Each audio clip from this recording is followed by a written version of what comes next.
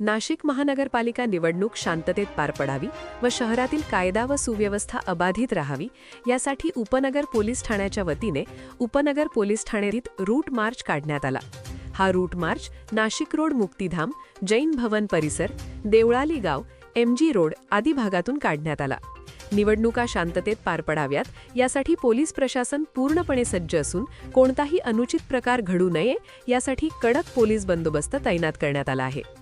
Police आयुक्त संदीप कर्णिक यांच्या मार्गदर्शनाखाली काढण्यात आलेल्या या रूट मार्चमध्ये सहाय्यक पोलीस आयुक्त संगीता निकम, उपनगर पोलीस ठाण्याचे वरिष्ठ पोलीस निरीक्षक जयंत शिरसाट यांच्यासह 7 अधिकारी, 70 पोलीस अंमलदार व 71 होमगार्ड सहभागी झाले होते।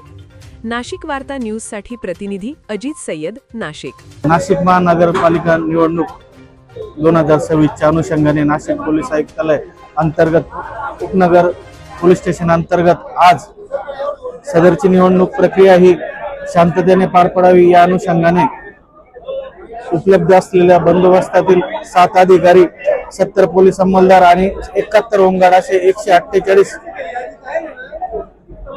बंदोबस्तातील अधिकारी, अंमलदार आणि होमगार्ड अशांचा मुक्तिधाम येथून मुक्तिधाम, सुराणा चौक, सोमवार बाजार, देवळाली गाव ते मुक्तिधाम असा रूट मार्च घेण्यात आलेला आहे।